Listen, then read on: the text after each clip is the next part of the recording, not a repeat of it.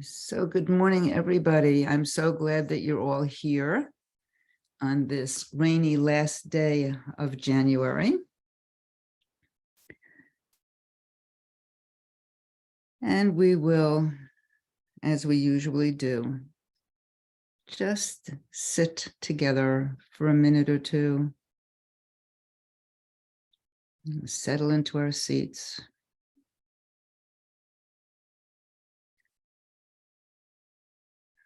And taking a few breaths together.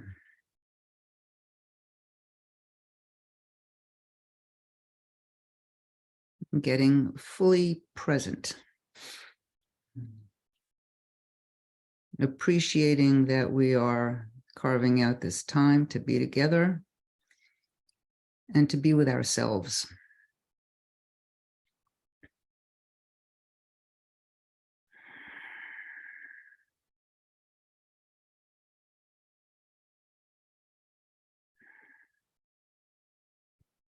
This week's Parsha, B'Shalach, is the Parsha where we leave Egypt, we cross the Sea of Reeds, we have a little celebration with timbrels and singing and dancing, and then we start our trek in the wilderness and the complaining starts. There's not enough water, there's not enough food, and so on. As I read this Parsha today, it was this week, it was really stunning to me what stood out. Was about kind of having faith that the path that I'm on is the right path. And I came upon a poem that I am going to read right now called The Song of Miriam by Ruth Schoen.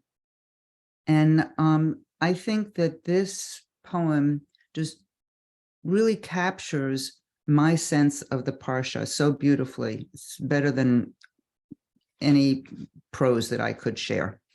So here we go. I, Miriam, stand at the sea and turn to face the desert, stretching endless and still. My eyes are dazzled with the sky, brilliant blue, sunburnt sands, unyielding white.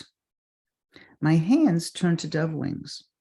My arms reach for the sky, and I want to sing the song rising inside me. My mouth open, I stop. Where are the words? Where are the melody? In a moment of panic, my eyes go blind. Can I take a step without knowing the destination? Will I falter? Will I fall? Will the ground sink away from under me? The song still unformed. How can I sing? To take the first step to sing a new song is to close one's eyes and dive into unknown waters. For a moment, knowing nothing, risking all, but then to discover the waters are friendly, the ground is firm, and the song rises again. Out of my mouth come the words lifting the wind, and I hear for the first the song that has been in my heart, silent, unknown, even to me. I think it's really important to recognize that the unknown is really frightening, oftentimes.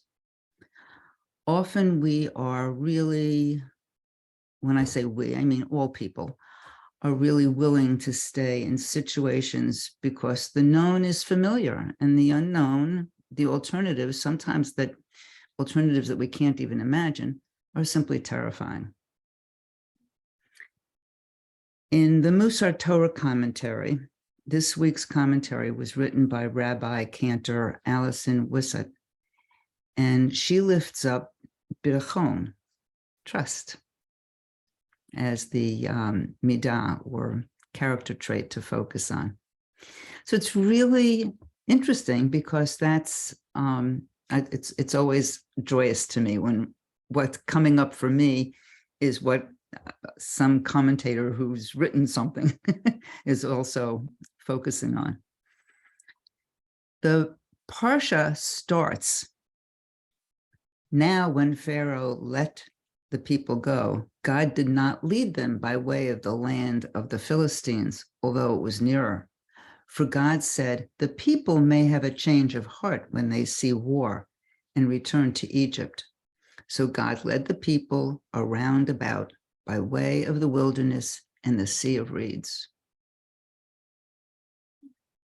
God leads the people in a circuitous route because God knew that the familiar, even though extremely harsh, would be drawing them back, kind of like a magnet,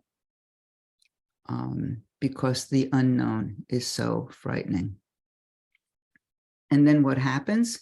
The people are not trusting that God will provide, even after all of the signs of and wonders, the 10 plagues, and the crossing the sea. Their complaints regarding the lack of water and the lack of food are so intense that at one point in the Parsha we read, in the land of Egypt, when we sat by flesh pots and we ate our fill of bread. So, let us go back to what we knew. This is just terrible. So the question that comes up for me, for us, for today, is how well do we trust the path we're on? And are we on the path we should be on? As many of you know, I'm taking a couple of classes, and one of the classes that I'm taking in this particular week, we happen to talk about the need for everyone to uncover their own soul's purpose. So the Kabbalistic notion is that we each have a soul and that every soul has a divine purpose. So maybe your purpose is to make music which uplifts others. Maybe your purpose is to teach. Maybe it's to be an example of loving kindness for other people. There are millions of possibilities of what your purpose might be. But the question becomes, am I on the right path to fulfill my soul's purpose? And the fact is that most people don't see the path that they're on while they're on it, because our view gets very constricted and it's a little myopic. So it usually, maybe even always, takes perspective to see that the ups and downs in one's life, the highs and lows, are all interrelated and inform each other. So I know that looking back on my life, I can point to some really extremely difficult times. And while going through them, I could not imagine that any good would emerge. But in each instance, now that I have decades worth of perspective, I can see the direct link between the hardships and wonderful experiences that they led to. So in one particular case, the difficulty led directly to a wonderful new resolution of that difficulty and a new adventure. And in other cases, many cases, the difficulty led to learning and growth on my part that really helped me as I moved forward in my life, and let me take advantage of new opportunities. So having perspective helped me realize this and see those ups and downs and ebbs and flows, and leads me now to a sense of just having much greater trust, just trusting my life, trusting that things will unfold as they should or need to. But one of the issues that we may find ourselves in is that sometimes we don't know if we should trust the path that we're on or if we shouldn't.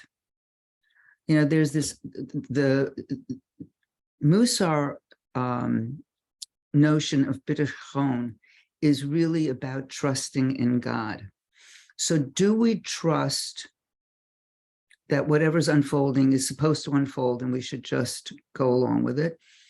Or do we have to discern, when do we let our free will, our ability to think and to act, really intercede and change the course, change the path, make a right turn, a left turn?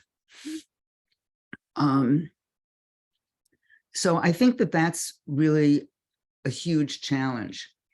And I also want to say that I believe very strongly that bitachon does not imply that we should be passive and always accepting. We also, as much as we might need to trust God, we also need to trust our instincts, our sense of right, what's right for us in a particular moment. So I have this little story I'm going to give a very abbreviated version of that illustrates this point, I think.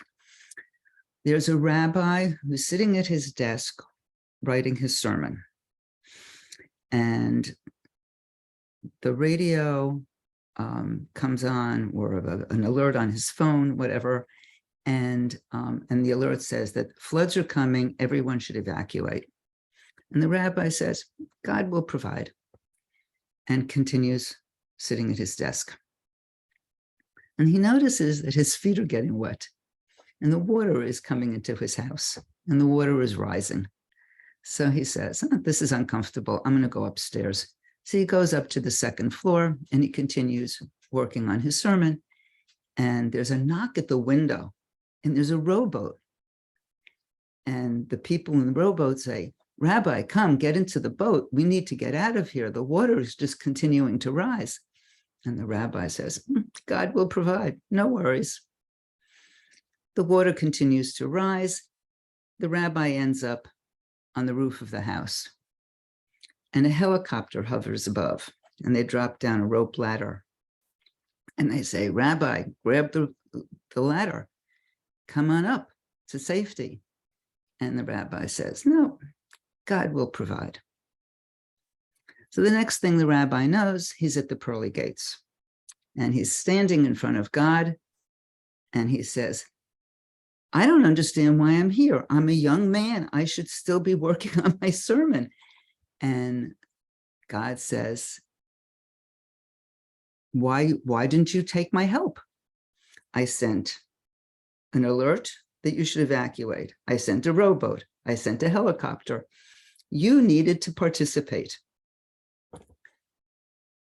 So we need to discern and pay attention to that still small voice inside, which is some people call it our intuition. Some people call it that divine whisper, and know whether or not we're on the right path, choose the path we're on, and trust the path. So I invite you to adjust your seat as you may wish to.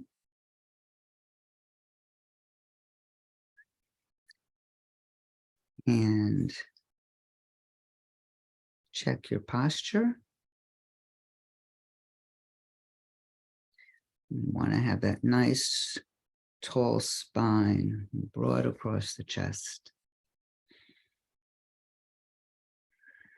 Is really feeling grounded where we're sitting, with whatever part of our body is being supported by the floor or a chair or a cushion. And lifting up from the pelvis.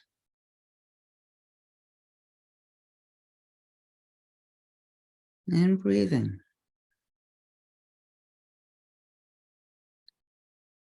No need to do anything special with your breath.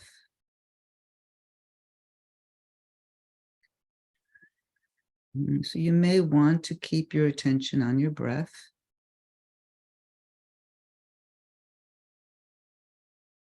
Noticing the inhale and the exhale.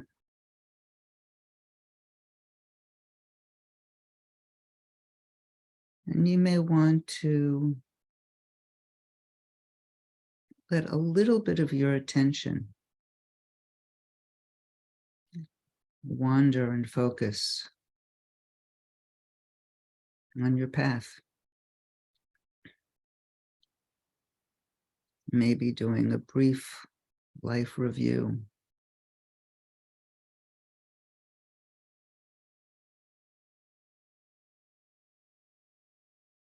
And discerning if you're on the right path.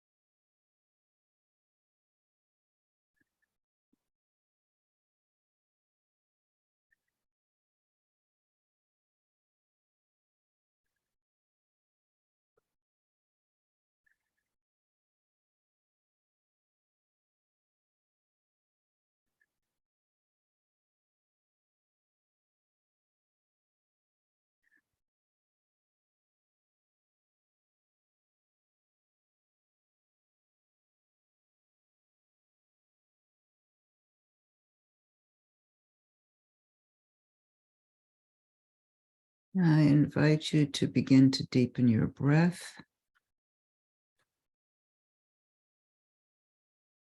Slowly and gently begin to bring your attention outward. And I cannot close today without reading a poem by Sheila Pels Weinberg called Trust the Path. It is my birthday, and I want to get to the top of a mountain so I can sing happy birthday to myself. Anyway, I am climbing, and on the way up, I hear, trust the path. I have trusted the path, and I do trust the path, except when I forget or get scared or overwhelmed. So I keep going. I find walking sticks. I am out of breath. I see wildflowers, purple and bright yellow. I look up and someone is walking down wearing an orange vest. Is it a man or a woman? A hunter, perhaps. Maybe I should be wearing an orange vest. And finally, we meet on the path, and it is my dear friend who knows it's my birthday, and she gives me a huge smile and a silent hug.